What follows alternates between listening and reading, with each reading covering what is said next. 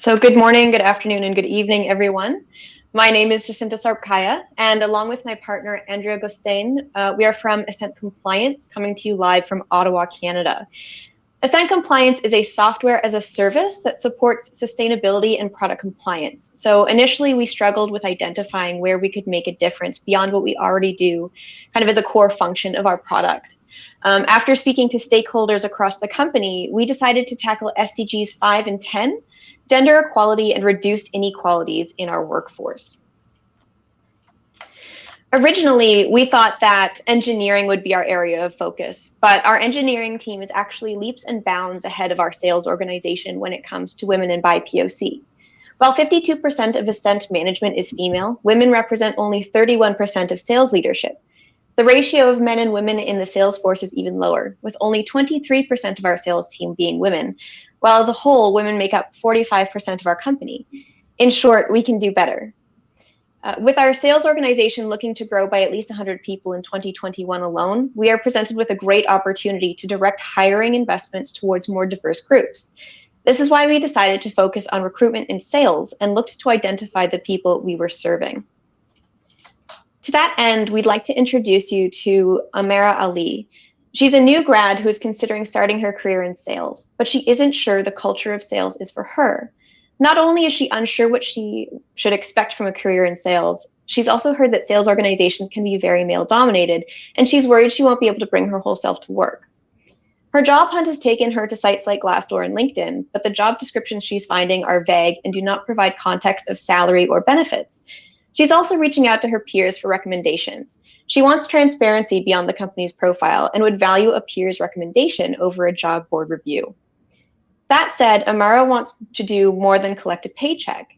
As a member of Gen Z, she's more likely to look for a job that provides her with an opportunity to make positive change in the world. And so when she Googles potential employers, she wants to see how the company is publicly championing employees and positive global change. I'm going to pass it off to Andrea now to walk us through how we're making Assent's sales team more attractive for individuals like Amara. Thanks, Jacinta. So our strategy for driving diversity in sales comes down to a few things. Ensuring we have access to a diverse talent pool, that those individuals see themselves working here at Assent, and that they are supported on their journey within the company. During the YSIP program, we identified a number of puzzles to solve, and I'd like to walk you through those now. 2021 saw the growing importance of corporate social responsibility as a business priority. And with women in BIPOC more likely to hold sustainability positions, our sales force are encountering a more diverse cohort of customers. This is especially true as we engage companies across the world. Currently, our sales team does not reflect that diversity, and it is important they do in order to build successful relationships and drive revenue. 2, sales is a traditionally male-dominated industry, and the terms used, such as the use of the word hunter, to describe how business is won, often reflect that bias. We'd like to challenge those assumptions and reframe how salespeople gain success through relationship building and customer loyalty. The first step is reimagining how we represent the sales process to prospective employees. 3, ESG and corporate social responsibility are more than just buzzwords. They are key contributors to success, given an increase in focus by customers, employees, and investors. Therefore, companies need to highlight the great work they're already doing to promote diversity in order to attract a diverse talent pool. Assent works very hard to promote equality and CSR, but our public image does not always reflect that, and it should. 4, thinking for a moment about Amara, she never learned how the Canadian job application process works. We want to provide individuals like Amara with an equal playing field, because we want to evaluate her on her skill, not her familiarity with interview best practices. And finally, starting a new job anywhere, no matter where, is stressful, especially now in a post-COVID world. We want to set employees up for success with Assent through more intentional onboarding and something that prioritizes culture and relationship building. Then, not only will the employee feel more welcome, but they will know where to go when they need help or support. Many of these recommendations seem like common sense or very small steps to take with potentially insubstantial impact. However, if this program has taught us anything, it's that the smallest changes can lead to the smallest steps can lead to the biggest change. I'm going to pass it back to Jacinta to walk you through our KPIs. Thanks, Andrea. So one of the biggest challenges we had while working on this project was how do we track diversity while maintaining our employees' privacy? In some regions, it is ill-advised or illegal to collect diversity data, even anonymously, out of concern for employee safety. This is especially true given that some of our employees live and work in regions where certain diversity markers, such as sexuality, are considered a crime. Additionally, because Assent is an international company, diversity looks different depending on whether we're in our Malaysian office, our office in Amsterdam, or right here in Ottawa. Therefore, we have identified KPIs that do not purely rely on diversity disclosure. Time to first value, recruitment cost, and employee retention are just the start. And once we've found a way to safely and legally collect diversity data, we hope to be able to report more holistically on diversity within our organization. As Andrea said, these recommendations are not groundbreaking. Most of what we're recommending actually seems like common sense, and if we're honest, we struggled with that. We saw the initiatives some of our peers were working on, and we worried our solutions were too small to make a difference. However, it became clear that although Assent has actively worked to champion corporate social responsibility and diversity throughout our company, we still had not been able to invest the time it took to look more critically at our hiring processes in this specific area. Oftentimes, companies are focused on keeping the lights on and the motor running. This is especially true in our high-growth context where we need to recruit a lot of people quickly. However, any steps that we can take, no matter how small, can make an exponential impact on the communities that we are serving. In our case, by providing a space where all people are welcome, we are setting the stage for success and a world that mimics that inclusivity. Thank you.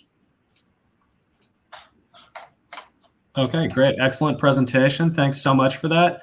Let's go to the judges. And this time, Mary, if you could kick it off for us, that would be great.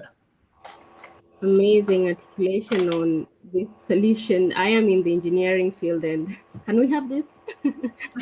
Yeah. Yeah, but I like the idea. It's amazing. I am just thinking widely that I don't think we need only this in your company, but to be replicated across many organizations and companies. So did you think of that? Do you have that in mind? I'm just curious to know how your scaling plan is. Yes, absolutely. So a few of our female sales leaders, in fact, are part of broader organizations that support women in sales, both in Canada and the United States.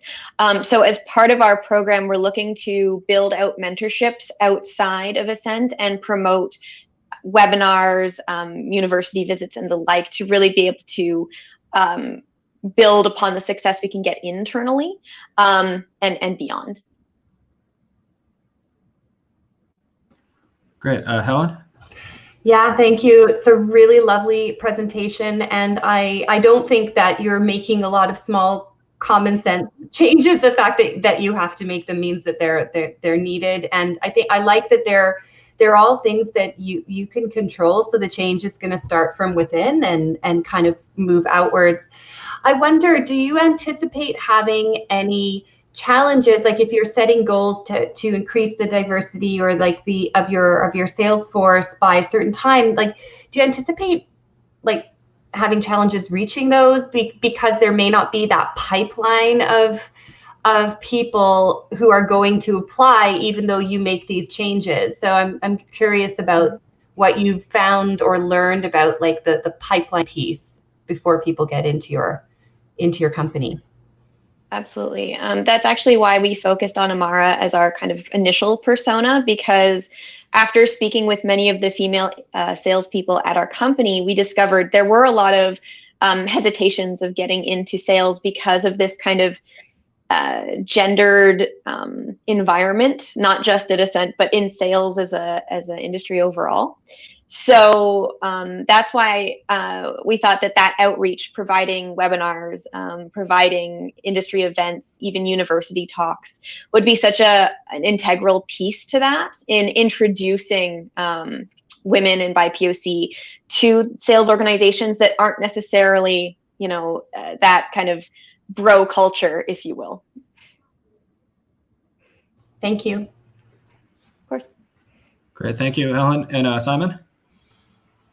Yeah, I think you're a bit hard on yourself. I thought that was really, really good presentation. I didn't think it was small at all. I wonder if you could strengthen it with, because at the beginning you talk about, of course, we do this because it's the right thing to do, and values-wise, you know, your company believes in it and CSR. But there's also a very strong business case for diversity and inclusion, and you know, it just makes a better workforce and a better teams and more innovative. And I wonder if you could strengthen that in the lead-in. And then there's this thing, and my mum's from Zimbabwe, and there's a saying in Zimbabwe that I think it's something like diversity is being invited to dance, but inclusion is being asked to dance. And I wonder if, because you talk a lot about recruitment, but what about retention and also the inclusion part? I thought could have been stronger. I noticed a few of the KPIs were there. But it's one thing to recruit a more diverse workforce, but to actually retain and make those people feel welcome and included is another one. So yeah, but otherwise really good. Thank you.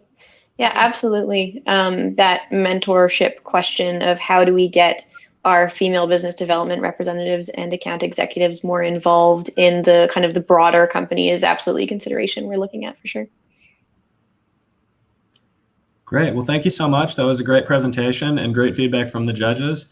And there are also many supportive comments in the chat. So a lot of people, what you're doing is resonating with a lot of people who are watching this. So I think you should feel really good about that. And it sounds like a great project.